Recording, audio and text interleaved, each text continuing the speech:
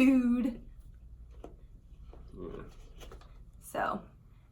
So we're fast forwarding now to the transplant evaluation. How you feel about that? I just feel like I'm not sure how I feel about it. It's kind of like it is what it is situation, but I just want it to be done right and at the right time with patience and not just putting our eggs all in one basket. And I feel like I'm sick of these lungs. So we have different perspectives on the transplant. I'm not saying I want to be on the transplant tomorrow, but it's tiring for me. And I never said that I didn't want you to get the transplant. I'm just saying my quality of life really isn't. Yeah, when the time is right, the doctors will let you know when the time is right. And if they think the time is right, then I'll 100% support you. There's no way I can fast forward that or anything. It's called, I just learned this, a lung allocation score. I can't change that. That's just what my body is able to do. So if it's low, I'll get put on the list. If it's high, they'll wait it out, right? That's what you got? So I can't speed it up.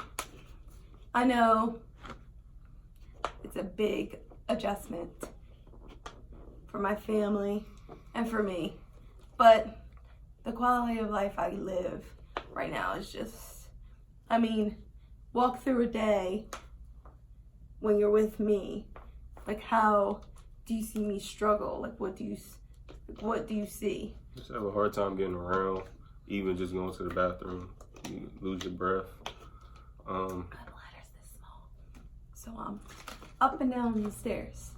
I also think a lot have to do with you may be a little bit deconditioned too, for being in the hospital so long. But at the same time, it's just like I said, you just have a hard time getting around. You still having coughing spells. That takes a lot out of you. And a lot. So that's pretty much it. As far as the transplant, which is the biggest concern at this point, you are neither non or for it. You're kind of just like, it is what it is.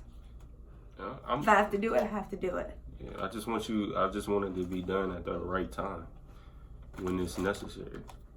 Yeah, and I don't want them to wait until it starts affecting my heart, everything else. Yeah, when it's necessary. They will know when it's necessary for you to have it. They're not going to It's a very stressful process. We've been down here for 4 days, tests, all day, every day. Sort of. Today was a long day. Tomorrow's a long day. So today was a very emotional day. It's kind of like, here's what's going to happen. Here's the worst that could happen. So it kind of was like a reality check for me. Was it for you? Mm-hmm. Like what? It was just a lot of questions that were unanswered and got answered today. Because I didn't know the process. I didn't know what happens a year later. I didn't know what happens building up to that 1 year, like how everything would be. So how do you think you're gonna do post transplant whenever that happens? Shouldn't I be asking you that? Yeah, that's true. I'll just be happy to have new lungs.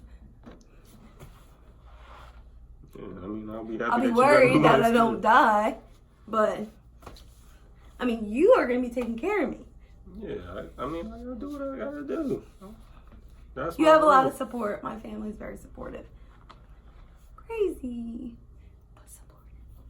So if you could give any advice to someone who is going through this like you are. This ain't about me. So I know. What advice would I'm gonna get mine too. But if you could. Just be supportive, and if you love a person, you're gonna do whatever it takes to comfort that person and be there for that person. I go by, I really truly believe in the Word of God, and the Word of God says that the husband should be the head, just like Christ is the head of the church. So, and I should love you in that manner. So, I mean, I'm not perfect. And a wife should be submissive. And he's my decision maker. So whatever happens to me, he decides. But we're not perfect, and we're far from it. And we work on it each day. And but that's the guideline that I go by and how I try to live my life, because that's in my opinion, the right way to live my life. Right. And for anybody who's going through a transplant process, it is like, I don't even think I can give advice because I'm still going through it. But it's nerve-wracking. It's very mental over physical. You have to be mentally ready for the good and the bad. And then just dealing with a chronic illness is just draining in itself. Physically, mentally, emotionally. You're dealing with your illness. Then you're dealing with what's going to happen long term. And if they say transplant, that's physical, mental, emotional, and social. Because you can't talk to everybody about it. They don't know what you're going through. So my advice would be to have a good support system, someone you can talk to, and that'll help you. There you go. So we'll be updating you guys as things go on. Hopefully I won't get on the list. I could just live my life, but it's a struggle. And I believe prayer is powerful, and if you trust in the Lord, you can Amen. overcome a lot of things. So yeah. So hope you guys like my interview.